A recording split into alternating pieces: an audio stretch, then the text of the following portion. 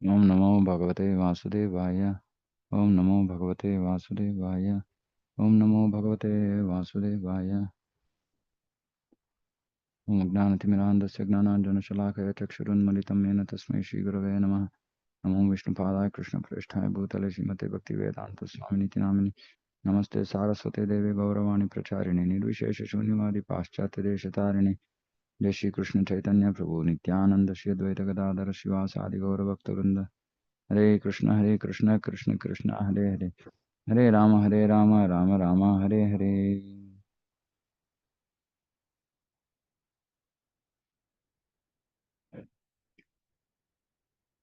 Okay, so we are continuing from, okay, so one clarification is on Saturday I was saying that whether we should give the holy name to others or not. No, actually there is no issue. I clarified with our very senior Vidwan Gaurang Prabhu. So it actually means that we should not, initiation should not happen if somebody doesn't have faith in the holy name. Not that we should not introduce them to chanting. So that's what Prabhupada gave as process. And wherever we go, we introduce people to chanting, and chanting is what actually purifies them majorly. And but if somebody has come in touch with chanting but still has not developed any faith in Krishna and holy name, then such a person should not be initiated by a guru. That is what it was. Okay, so that topic is clear. Inattention. So this is very, very important. So this is called pramada, negligence. Hmm. Haridas continued to speak. O Lord, here in Puri, you taught the importance of performing chanting of the name without negligence to Sanatana Goswami, and in South India to Gopala Bhatta. You have counted inattention as one of the aparadas. If inattention is present in one's chanting of the name, one cannot attain nishta or steadiness, and without steadiness, one cannot attain prema. Therefore, inattention must be given up. Even if one successfully overcomes all the other offenses in chanting, and even if one chants the name continuously, prema may still not appear. The reason for this is that one commits the offense known as pramada or inattention. This offense will block the progress to prema. Pramada means inattention or carelessness. Carelessness. Meaning we are careless about the Supreme Lord's name. It is from this offense that all anarthas arise. The wise men recognize three types of inattention: indifference, inertia or laziness, and restlessness of the mind. So, this is a better word to remember: carelessness. Because of carelessness, we are negligent, we are showing inattention towards the chanting. So, let's understand what this is. Indifference, Audasinya. By good fortune, a jiva, after attaining faith, receives the name. By chanting regularly, counting on tulasi beads. So this is why this is the stage of after diksha. By good fortune, jiva, after getting faith, receives the name. Receives the name means actually gets initiation. Then he chants regularly, minimum 16 rounds, counting on tulasi beads. Before initiation, we don't count on tulasi beads. We count on neem or whatever, anything else. Normally, neem is preferred. Counting on tulasi beads, he should develop attraction for the name and gradually increase his chanting. So please note this also. Gradually increase his chanting. So that is why at the time of initiation we say minimum 16 rounds. It's not that we should remain fixed at 16 rounds. Minimum we have to do 16 rounds every day. But as the attraction for the name increases, gradually the chanting also increases because we want to then chant for longer. Okay. One must continuously chant the holy name with great attention, with no pramada, to reach the state of attraction to the name. So continuous chanting, but with great attention. So the key is great attention. Now, what is the problem? The common man, however, is strongly attracted to material things for his own pleasure. Thus, even when he chants the holy name, his mind is attracted to other objects. So these are material objects. Though he may chant japa daily because he has a strong taste for material things, his mind will not relish the name. This lack of taste for the name is called indifference. How can one derive any benefit if one's mind goes in the opposite direction from the holy name? Thus, with this mentality, one may even chant 64 rounds but without tasting one drop of nectar in that name. This apathy, indifference towards the name is found in the heart of a person who has strong attraction for material pleasures. So this indifference is in a person who has strong attraction for material pleasures. Because of it, even when he chants the name, his mind is getting attracted to material objects. Okay, and the strong attraction for material pleasure could be from material objects, material persons, material things. This is all material. Remedy for indifference. If one is guilty of the offense of indifference or lack of attraction for the name, one should remove this by taking association of a Vaishnava who chants properly. In a secluded place, one should chant the holy name in his company for a short time each day. By seeing that Vaishnava's attraction for the name, one will become inspired to give up indifference. Of course, the other important thing is to also understand saying that these material things are all temporary and it's of no use. First is Gnana. Second is from a practice perspective, Haridas Thakur is saying that one should actually chant in the association of pure Vaishnava, who is chanting without inattention, who is chanting with attraction for the name. Gradually, the mind will become fixed on the name and will always be anxious for the nectar of the name. One will gradually and naturally increase from chanting short periods, 24 minutes. So 24 minutes. What is 24 minutes? So roughly 4 rounds looks like. To twice and 4 times that. Twice is 8 rounds, 4 times that is 16 rounds. Okay, so I thought I was speculating. I used to tell people saying that don't chant less than 4 rounds. So looks like it's authorized. So we should do 4 rounds or more at least, right? Because less than 4 rounds will not see much effect. So I've seen devotees who chant 1 round and they remain in 1 round for like so many years because they don't get any taste. They don't see any effect of the chanting. And then they'll think, oh, this chanting is useless. It's like saying, doctor has asked me to go for a walk for half an hour. I go for 5 minutes and stop. What is the use? No use. So minimum 4 rounds and then 8, 16. Till one is easily able to chant 3 lakh names daily. Okay, so this is at least Prabhupada said this much is enough, 16 is enough. And we can keep on increasing as that attraction for the holy name increases. Of course, in ISKCON, we also have other responsibilities, preaching, seva, all that also has to be, has to be done. So minimum 16 rounds and then other services. And then if all other services are done, if you have more time, then some devotees who have taste for reading will read more. Some devotees who have taste for chanting will chant more. Eventually, we have to come to thinking about Krishna 24 hours. That is the whole point.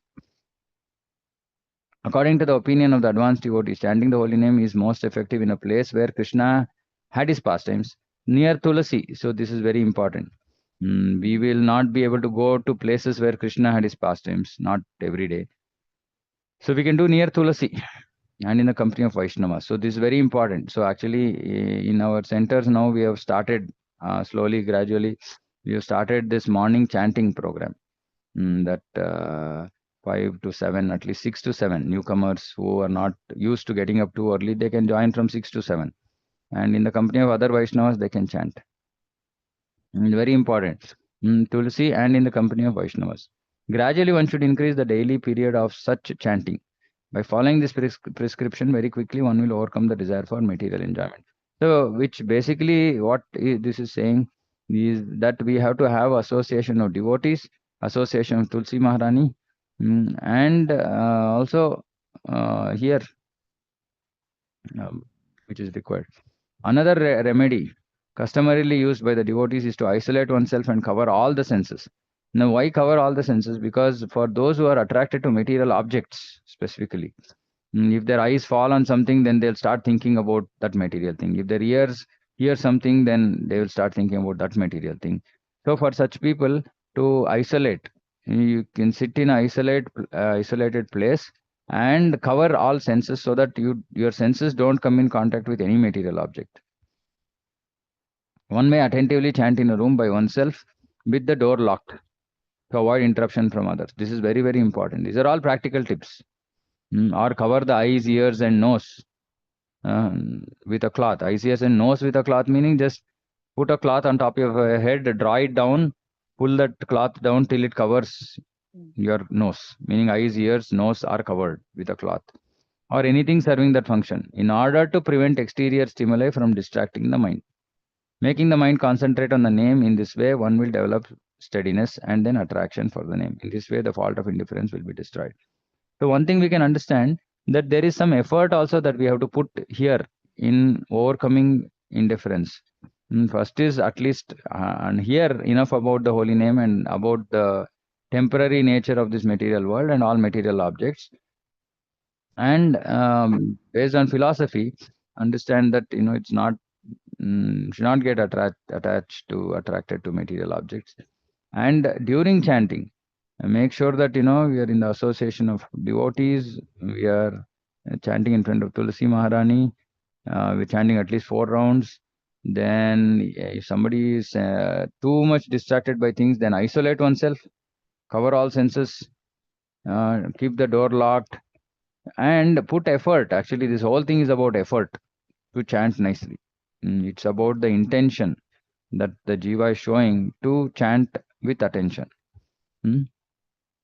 And that will draw the mercy of Krishna, because see, all none of this will actually, it's not just by our effort that we can achieve anything, and Krishna's mercy has to be there. And when a devotee is actually sincerely trying day in day out, then Krishna will give mercy. Okay, so this is the first one. So basically, just to summarize, this is strongly attracted to material things. This then this indifference happens. Second, inertia or laziness. And this is easy to understand. If one chants with a lazy attitude, slow to start, slow to chant, that is called inertia. If one chants the name in the state, one state for the taste for the name will not develop, meaning you are lazy, no enthusiasm. Then sometimes, devotees, they have not had enough sleep and they chant. Then what happens? Then they chant, then they sleep during chanting. This is also laziness. In the state of mind, even one manages to chant the holy name, one always seeks respite or opportunities to interrupt the chanting. So this one also is characterized by looking at your mobile phone, waiting for somebody to interrupt you. Any kind of inner, like seeking opportunities to interrupt chanting. In fact, our mood should be that if somebody is interrupting our chanting, then we should, become upset about it and create situations such that interruption does not happen. For example, if mobile phone is your problem, interruption, then switch off mobile phone, put it out somewhere, put it off somewhere, so that it doesn't interrupt you. If people are interrupting you, make sure that you remain in a place where people cannot interrupt you. Hmm? Remedy for laziness is to take association of Vaishnavas. For everything, answer is to take association of Vaishnavas. The Vaishnava always thinks that he should not waste his time on other activities. With this in mind, he constantly chants japa of the holy name, experiences the nectar of the name, and desires nothing else. One should seek out such Vaishnavas, and seeing the example of such diligent Krishna consciousness, one will be inspired to follow in their footsteps and give up the lethargic mentality. So here the main thing is lethargy. And we see Vaishnavas, they're always active, trying to serve, trying to chant, trying to do something in Krishna's service. And so we'll give up our lethargic mentality. One will develop admiration for their quality of not wasting time. Avyartha kalatvam. So we have to see Vaishnavas always active. Not like they're sitting and relaxing for some time. Let me sit down and half an hour sip some hot, whatever. Nowadays it's herbal tea, herbal coffee, or whatever. I mean, this is not a sign of a Vaishnava. Vaishnava doesn't want to waste time in his bodily activities. He doesn't want to waste time even in bathroom, in washroom for clearing. As early as possible, finish off. Don't waste time in all useless things. So then when we see such a Vaishnava, then we get inspired. Oh, wow, okay, I also want to be like this. In his mind, he will think, when will I be fortunate enough to chant and sing the holy name as these Vaishnavas do? And we should have this desire. By this inspiration, enthusiasm, will replace laziness, And the person will overcome the offense of inertia in chanting the holy name. He will become determined to increase his number of rounds. And by the mercy of Vaishnavas, his mind will become extremely eager to chant, and the offense of inertia will soon be gone. Okay. By great effort, one eliminates third one, restlessness. By great effort, one eliminates the third type of inattention, restlessness of mind. Restlessness resides where there is desire for women and wealth, attachment to material success and failure, desire for position or recognition, and cheating propensity. Mm. So first one was specifically with respect to material objects, looks like the indifference. Here, restlessness resides where there is desire for women, wealth, attachment to material success, failure, desire for position or recognition, and cheating propensity. If one has attraction for any of these items, one will certainly manifest this type of inattention to the name. So, okay, we don't have to technically, basic idea is in all this we can understand it is attraction to material things. Indifference and restlessness is attraction to material things, and inattention or laziness is because of not having much taste for spiritual activities. So one is attraction towards material things, the other is lack of attraction towards Krishna conscious activities. That is what results in inattention. Remedy for restlessness. The fortunate person attempts to eliminate restlessness of mind by following proper Vaishnava behavior. On Ekadashi and appearance days of the Lord, one should stop thinking of eating and enjoying. So at least on Ekadashi and appearance days. Now, unfortunately, what happens is that, now Ekadashi also becomes like, yeah, just now menu changes, that's all. Right? But still there is focus on eating, still there is focus on enjoying the senses. So one should stop thinking about that, and all day and night should chant in the association with devotees. So, those who have too much of material attraction, attachment, they should chant continuously on Ekadashi, meaning don't do anything else. Eat as less as possible. No engagement with anybody, at least on Ekadashis. And all day and night chant, meaning as much as possible chant the whole day. In the association of the Lord's servants, in the Lord's Dhama, listening to scriptures concerning the Lord, one will begin to experience contentment, joy, and confidence. So we should hear also, Upavasa, chant, then hear about the Lord. One will begin to experience contentment, joy, and confidence. Saying, okay, I didn't do anything material today. I've simply been chanting. I've been in the association of devotees. I'm doing kirtan. I'm doing chanting. I'm hearing. And I'm happy today.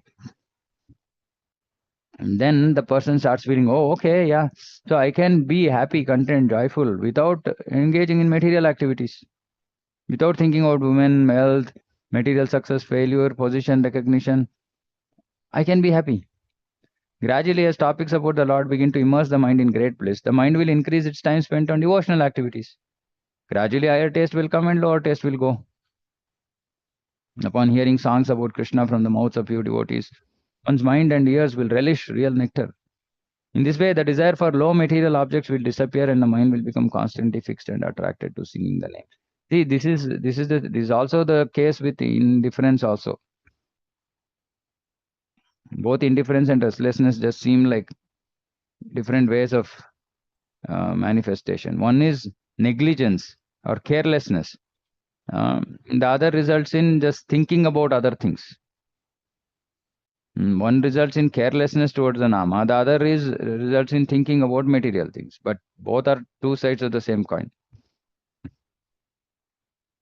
One should put great effort into curbing restlessness or fickleness of the mind, because by attaining a steady mind, one can begin to relish the nectar of the name in no time at all. Eagerness for the name, the opposite of inattention. One should be constantly on guard against negligence in completing one's prescribed rounds of japa. Negligence in completing one's prescribed rounds of japa. Even if one completes one's rounds, if one does take it very carelessly, that is also a fault. One example is chanting as quickly as possible at the sacrifice of quality in order to finish all the rounds. This is a symptom of restlessness of mind. Somebody was saying they do 64 rounds in 3 hours. I said impossible. In half only you can do, right? Not even half actually, right? In 3 hours, how many rounds can we chant? We can chant 24 rounds in 3 hours. That's all. So just quickly, carelessly finish off. Therefore, one should always be careful to see not only that rounds are chanted, but that they're chanted properly. And for this, the remedy is to actually just pronounce the names very nicely, distinctly, clearly. Hmm. So, a solution to all devotees who are struggling with this kind of chanting is to record your rounds. Record all your rounds, not some selective rounds. If you're doing 16 rounds, record all 16 rounds. If you're doing 4 rounds, record all 4 rounds. And send it to any devotee who whose guidance you are under and who can help you identify issues in your chanting. Because if you simply solve by chanting clearly, 50% of the job is done. Because you will not be doing at least this kind of, negligence. Oh, let me finish off my nama. Let me finish off my chanting. Then I will do other things. Because when you are to pronounce properly, then it will take certain amount of time. Your chanting can't get over quickly. Hmm. One should give up the desire to increase the number of rounds for show at the sacrifice of quality. So we should try to maintain quality. But at the same time, I've seen some devotees there at 4 rounds for like 1 year, 2 years, 3 years. That is laziness. That is not enough, putting enough effort. We have to keep trying, keep putting effort, keep increasing our rounds. In performing both Nama Sankirtana and Japa, one should always be attentive. It is very important. One must constantly chant the holy name with mind fully concentrated.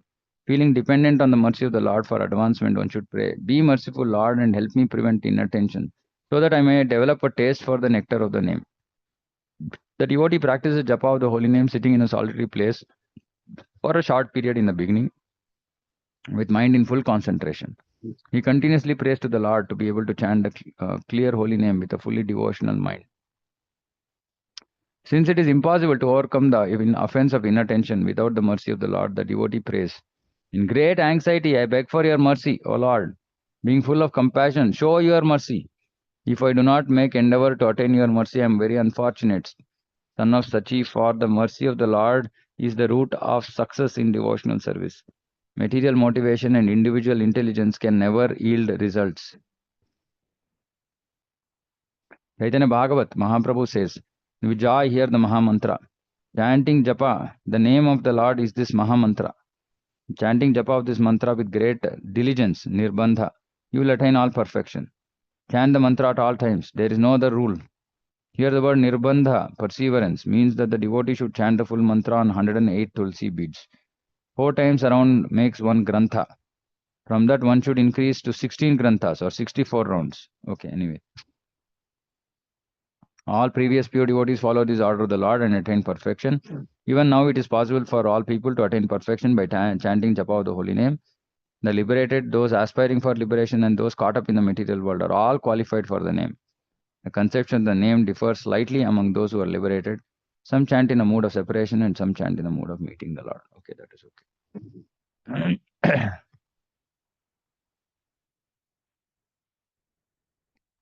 The person who has attained the ornament of the touchstone, the holy name, aspires to serve the 2 feet of Haridas. So the most important thing here is this begging. And so I say, when we are chanting, we have to beg for mercy. Actually, we are saying, "Please give me your devotional service." But actually, the Lord has given devotional service in the form of the holy name, and we are not doing it properly. So the first thing we have to pray is for this mercy. Let me be able to chant without inattention. Let me be able to chant with attention. Let me be able to develop taste for the nectar of the holy name.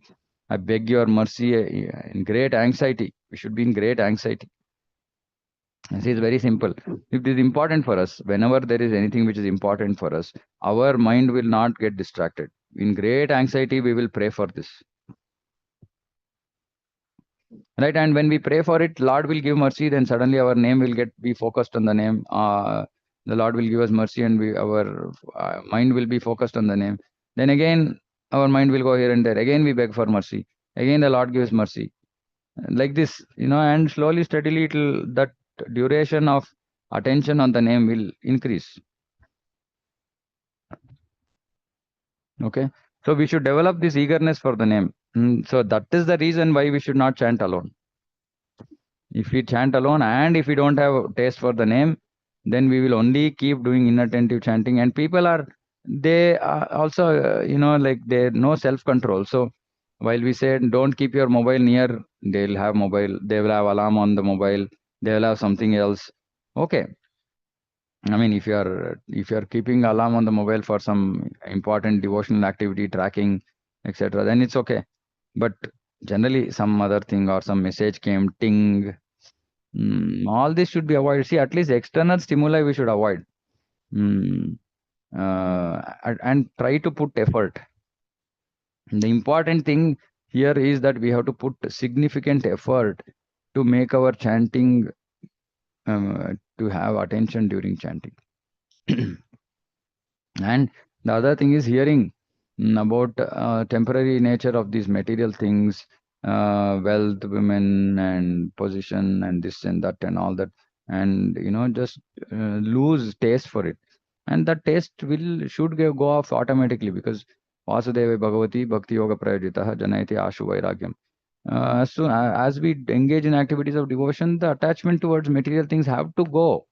If we are trying to sincerely do chanting, sincerely hear, sincerely associate with Vaishnavas, sincerely serve, automatically the attraction to material things will go off. And attention will happen. And another thing, we have to make sure that we are not lethargic during chanting.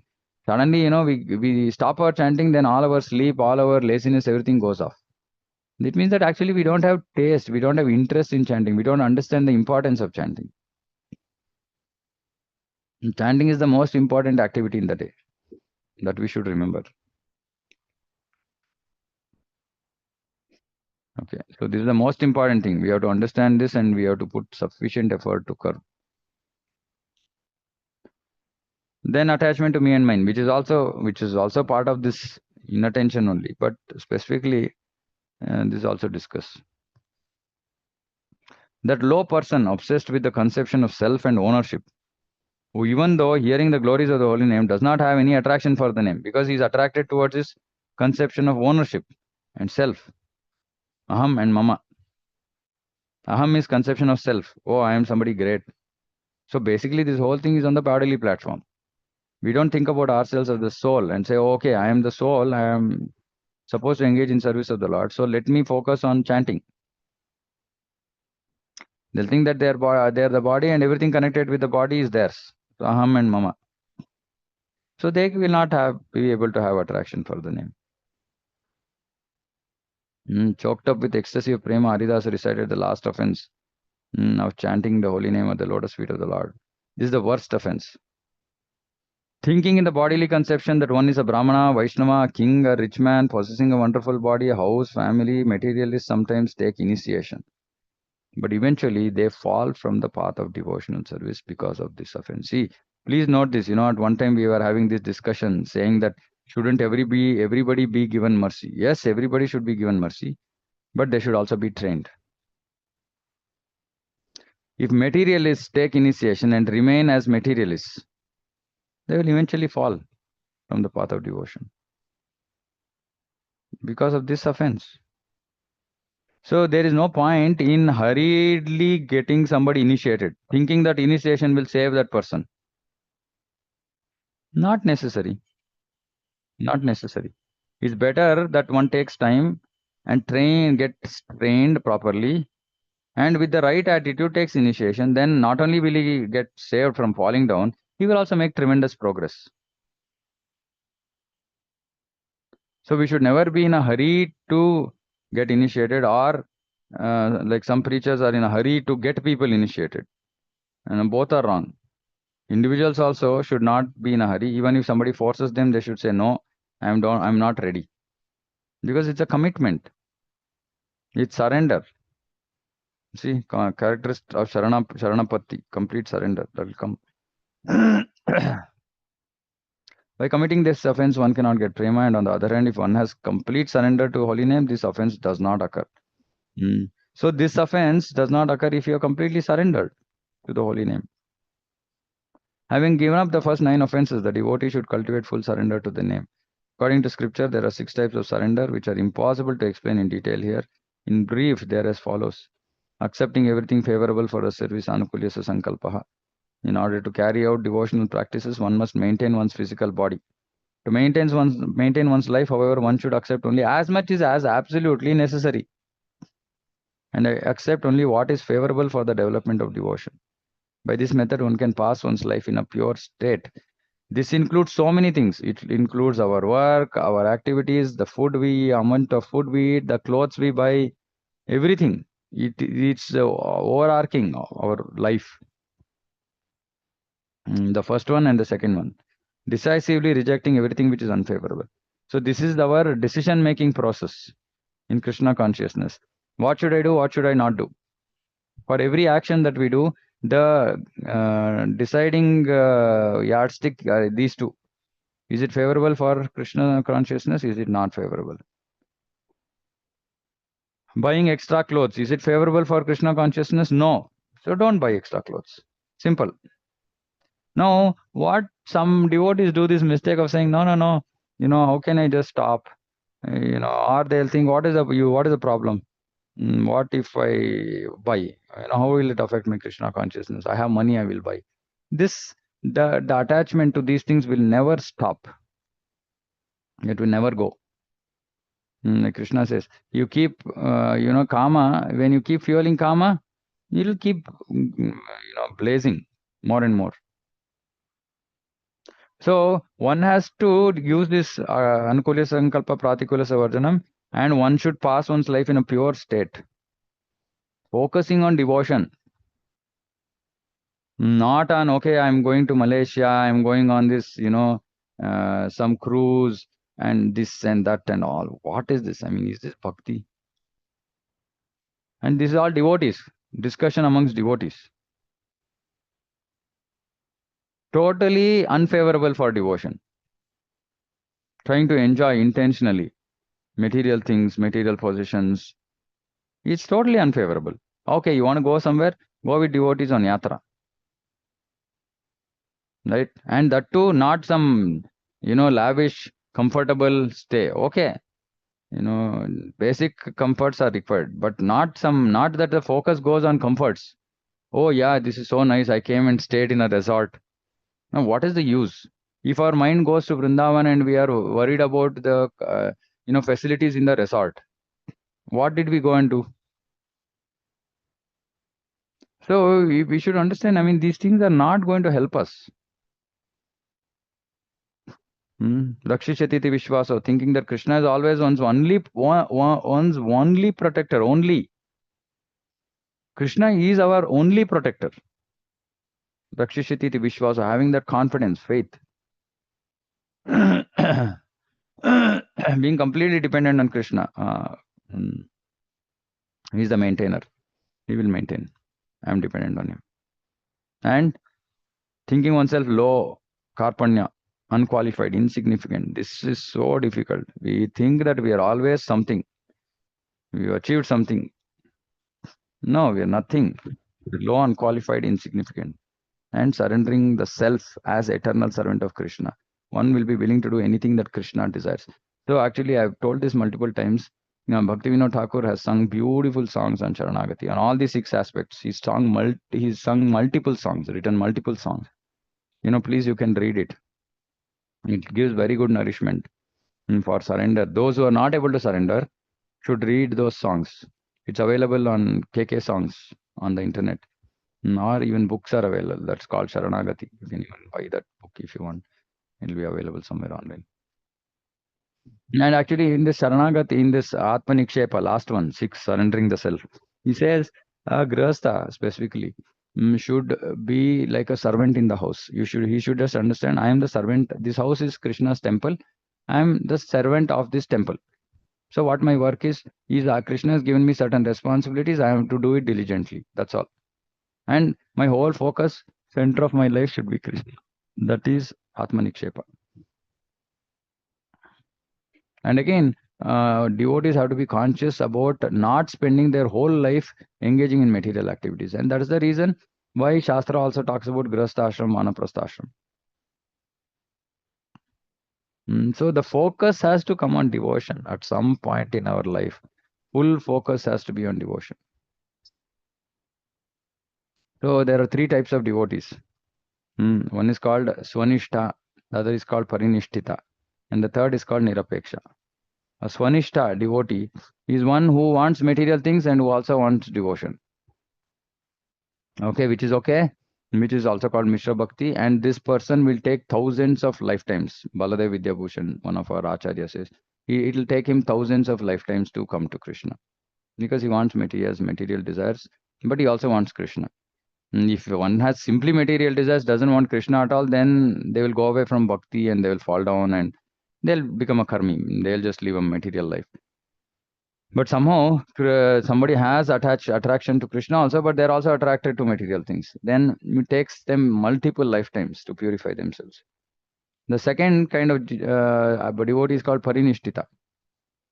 This Parinishtita devotee, he doesn't want anything material. His only goal is to please the Supreme Lord. Very, very rare. न धनम न जनम न सुंदरीम कविताम वा जगदीश कामाय मम जन्मनि जन्मनीश्वरी बहुतात bhakti rahitukitwai. So they only want Krishna bhakti, nothing else. Very rare souls. They achieve perfection at the end of this life. At the end of their life, when they give up their body, they will achieve perfection. Then they'll go to Bhauma Vrindavan. They will engage in apprenticeship. They'll be trained, and then they'll go to Goloka. Then the third is Nirapeksha. Nirapeksha means he's like absolutely, he's given up everything, basically renunciant. He's given up everything. And he's ready to go to Krishna anytime. He's so qualified. He doesn't have to wait till the end of his life. Now we have to decide which of these three paths we want to take. If you desperately want Krishna, then we have to take either the second or third path. The first path is very, very unproductive or very slow, boring, not exciting enough. Because the material things anyway, puna charvita charananam. We have already tried to release these material things multiple zillion times in our previous lives. And we have not achieved it. We have not found happiness. That's why we are still searching for happiness. And that is possible only in this path of devotion. So one has to take it up seriously, simple. To believe that one is the doer, the giver, the protector, that one owns his body. We also think we own our body, house, offspring. To believe that one is worshipable, to think oneself to be a Brahmana, Shudra, husband, wife, king, citizen. This conception should all be rejected. Meaning one has to just remember, I am Atma, I am servant of Krishna. That's all. Whatever else is just responsibility that I need to take care, and I will take care in the best possible way without getting too sucked into it. That's all material life is. Instead, centering one's thoughts on Krishna, one should think of Krishna as the controller and doer and think that Krishna's desire is most important. One should do as Krishna desires, not as one wants to do, independently. One should think that by Krishna's desire, one will remain in this world. And by Krishna's wish, one will cross over it. In spite of pain and even when rejoicing, one will still regard oneself as Krishna's servant. By his will, Krishna will give his mercy to the jivas. One should think that one's material enjoyment and renunciation are all dependent on Krishna's will. But it doesn't mean that we are intentionally enjoying and we are saying, oh, it's all Krishna's will. We are trying to give up. We are putting our sincere effort, but we know that it all depends on his will. If he gives mercy, then we will be able to overcome. When this attitude is actually present, it is called Atmanivedana or self-surrender. Actually, this is the crux.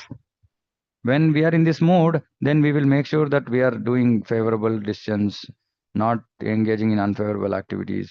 We have full faith that Krishna is our protector. We completely depend on him. And we feel we are nobody. Because we know that we are actually servant of Krishna. It's all his desire. He is the doer. This is the mindset in which a devotee has to be all the time, 24 hours. Sometimes only when in the initial days, When we are in the association of devotees, only we will have all these qualities. As soon as we leave association of devotees, go back home, again, we are back into, I am the, you know, I am the Lord. I am the boss. And we express that in the way we interact with people. I think, I think, I think. This is just about too much importance about myself. We never say, we should say Krishna thinks, Krishna says, Prabhupada says, devotees say, Shastra says. That should be our mood. And this was one of my prime drivers to actually give up my job, because I used to be in important decision making, role, and sitting in meetings and say, I think, I think, I think. I used to get fed up. Prabhupada said, what is the use of your thinking? I used to think, what am I sitting and doing? Nonsense. Anyway, we should not do these things whimsically. But of course, by then Krishna had shown mercy and given me financial independence. So I was able to take decision. But yeah, the whole point is that we should live centered. Even if somebody is inevitably has to work today, it's okay. It is still Krishna service, because we are earning money for running the house. The house is temple. So we are engaging in Krishna service. As long as devotees are not engaged in sense enjoyment as the central theme of their life, it's okay even if they're working. Of course, devotee's heart will be, yearning for, if at all I can do 24 hours service, 24 hours in Krishna consciousness. And that is good to have that desire in the heart. And Krishna will bestow that mercy on the jiva if somebody really wants it. Character of non-surrender. When these six types of Sharanagati or full surrender are not present in an individual, he is understood to be possessed of me and mine intelligence. Such a person is considered to be abominable, because he believes that he is the doer, that the world is his, that he is the creator of his destiny, the enjoyer of fruits of his activities, that he is his own protector and maintainer, that he possesses a wife, brothers, sons, and daughters, and that by his own endeavor he can achieve all perfection and glory. Please, if somebody is stuck in this, please cut, copy, paste this. Take a photo of this. This is our mood of a person who is not surrendered to Krishna. So no, we don't have to ask anybody. We can just read this and see if we are in this mood mindset. We can understand I am in this me and mine intelligence. I am not surrendered to Krishna. Simple. Devotees get so upset, because of false ego. Because we think that we are the doers, we are the boss. What are you? Why are you telling me this is right, this is not right? So this self-centered mindset shows that we are not surrendered to Krishna and Krishna's holy name. Such a person is proud of the prowess of his own knowledge, not considering the Lord's control. He thinks that by his own brain he can increase and extend arts and science and thus increase material happiness. Scientists. He forgets that actually everything is under Krishna's will. Such a person, even if he hears the glories of the name, does not believe them. And if he chants Krishna's name, it is only out of social custom. So a lot of people might just chant the holy name out of social custom. They are not going to get any prema. This is the lifestyle of a pretender. Because he's chanting the name carelessly, he will never get prema. Rather, he will receive some material punya. That is why Prabhupada said, ISKCON, most people will go to Swarga. Swanishtita Bhakti. Swanishta Bhakti. Go to Swarga. Remedy. This offense arises from being bound up tightly in material illusion. Deliverance from this offense is very difficult. One can find some people in the world who, by taking the process of pure bhakti, have developed an aversion to material life. Rejecting the material world, they have completely surrendered to the holy name. Thinking themselves insignificant and unqualified, they humbly worship Krishna's lotus feet and without material motive sing the Lord's name. One who is guilty of the 10th offense should seek out this type of a person, and with the desire to give up his material attachments, he should take the devotees association and serve him. Please note this last part. We have to serve such devotees, not simply, that is why we keep saying this online is not a real association. Online is just accumulating knowledge. Association is when we actually serve in association with other devotees. That is association. So somebody was asking me saying that, can you take one interview and recommend for initiation. I said initiation is not a process of hearing. Initiation is a process of living. We have to live the instructions. That is initiation. Not just simply, okay, you please take an interview. I have, I will answer all your questions, philosophical questions, and I'm done. We are not for some theoretical knowledge. We are here for practical knowledge. And practical, you can hear as much as you want. The proof of the pudding is when you are in the association of devotees. That is the proof of whether you actually understood, imbibed whatever you are hearing, or you are simply some theoretical, just Gyani. That's all, with no practical application. So unless a person comes and serves in the association of devotees, he will always think he is something great. Why? Because he doesn't have the surrendering mood. One will not surrender. If you want to kill our false ego, what is the best way? Best way to do is to serve in the association of other devotees. Then only our false ego will go. And if our false ego will not go, then we are thinking, oh, I am this body. I am something in this material world. And we hold on to me and mine. And we cannot make progress. Please understand this. Very, very important. Devotees who can't understand this really will find it very difficult to make progress. I know so many devotees who are just hearing online. When I ask them, they say, no, Prabhu, I'm actually hearing online. I said, like, boss, that's no use. It's good.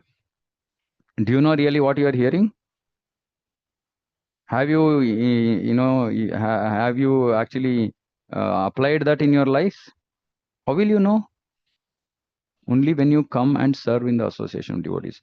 I am aware of so many devotees and when we are preaching, we have experience, we interact with so many types of devotees who used to be initially so worked up. If somebody says something, it's like speaking on like a weighing scale, where it's all milligram measure, meaning you have to speak only this much.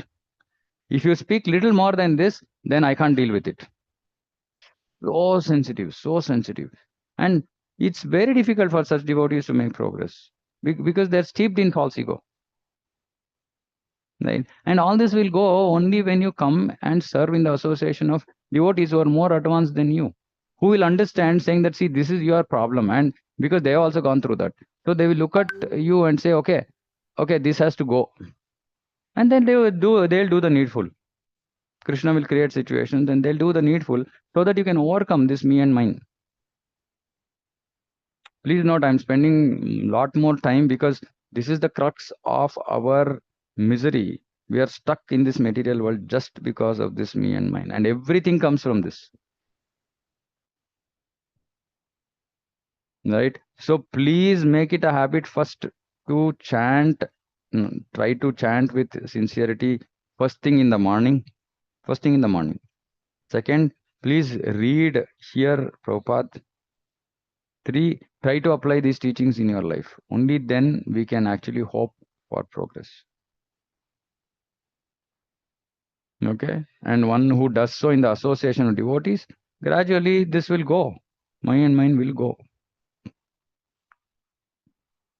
So once you just listen to the glories of the holy name while completely giving up the false mentality of me and mine, this proper attitude is called surrendering to the will of Krishna and the holy name, and is the natural propensity of the devotee. The devotee who surrenders completely to the name, completely meaning completely giving up attachment to me and mine, will receive Krishna Prema. Simple. And one last section, maybe another 5 minutes. Yeah, I'll just finish this. Positive action to avoid the 10 offenses. One should not only avoid the 10 offenses, but one should positively cultivate the opposite attitude through one's actions. See, please look at this. This is what I've been trying to say. On one side, we should try to avoid these offenses. On the other side, we should positively cultivate the opposite attitude, which is attraction to holy name, which is surrender, all these. Thus, therefore, the real devotee always avoids criticism of the devotees. Avoid harming devotees. We talked about this. If we criticize somebody, see, there is always a way to say things. If we criticize somebody, and if by chance the devotee feels bad, hurt, And if he's right in his being hurt for whatever reason that Krishna only knows, then we are in trouble. So what we should do? We should avoid criticism of devotees, and that is why, being in especially leading a preaching center or a temple is very, very challenging, because without making people feel criticized, we have to teach them. It is a disservice if we don't teach them also, in the fear of Vaishnava Aparadha. Or it is bad for us if we just allow people to be doing mistakes and not correct them also. So both are wrong for leaders, right? So it's very, very sensitive. We have to learn this art. And of course, every devotee has to be very careful. Avoid harming devotees mentally, physically. So anyway, there's no question. So what we should do? Conversely, serve them. He regards only Vishnu as the Supreme Lord, gives the utmost regard to the person who gives the holy name and its teachings. He gives great regard to the scriptures because they glorify the holy name. So all the 10 offenses are turned upside down, meaning opposite side. So if we are criticizing, then we'll start appreciating, but not falsely, or serving. If we can't appreciate and some artificial words are coming out of the mouth, don't speak anything. Don't try to speak anything great about that person if you don't know. Just serve him. Simple. Right? He understands the exalted position, not excelled. The exalted position of the holy name, which is purely spiritual, completely different from material, means seriously attempts to give up the desire for sinful activity and the root of sin. Seriously attempts. Preaches the glories of the pure name to those people who have faith, and distinguishes the holy name from material pious activities, chants with attention, surrenders completely. One who gives up the 10 offenses and performs devotional service is most fortunate soul in the three worlds. Do we want anything more than this? To be the most fortunate soul in the three worlds, because the most fortunate soul will get Krishna. He is full of all good qualities and is qualified to obtain Krishna's mercy. Very soon that person will come to the level of bhava by seriously chanting the holy name, and will finally attain the treasure of prema. By the will of the Lord, very quickly that person will perfect the stage of sadhana bhakti.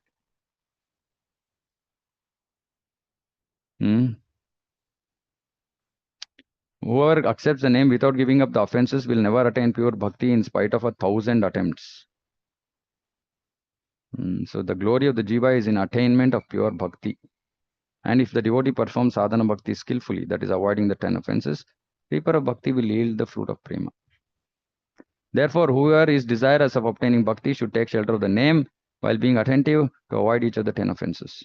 Being conscious of each offense, the devotee should make all effort, please note this, to give them up. And lamenting in the heart, he should fervently beg the lotus feet of Nama to give mercy to help destroy offenses. This should be our first prayer. Let me overcome all my offenses and chant with attention and attraction. It is the mercy of the name that destroys the offenses. One can never be released from offenses of the name by prashchita or pious activity. Rather, continuous chanting of the name while laboring only as much as is absolutely necessary for bodily needs destroy the effects of offenses. So we should our life should be focused on devotion, and our work should be only as much as absolutely necessary.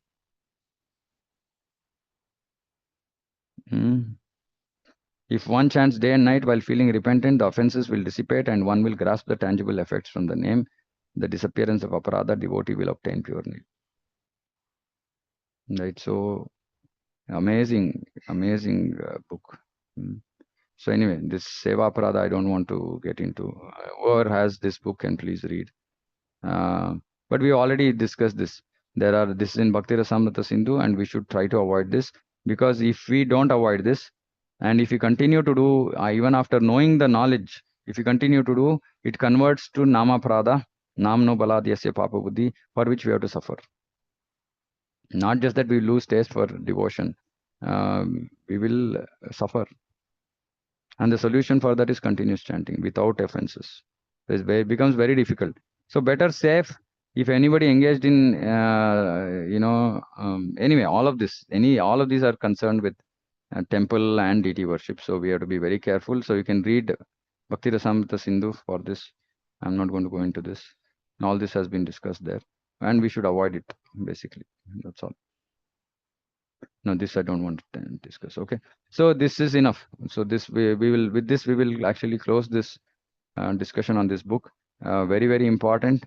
Hopefully, we have all understood the crux of this is sincerity, association of devotees, hearing, and sincerely trying to chant with all effort, and giving up attraction to me and mine. This is the crux of us getting out of this stuck situation and actually achieving Krishna Prem. Okay, if there are any questions, we can discuss for some time. Hare Krishna.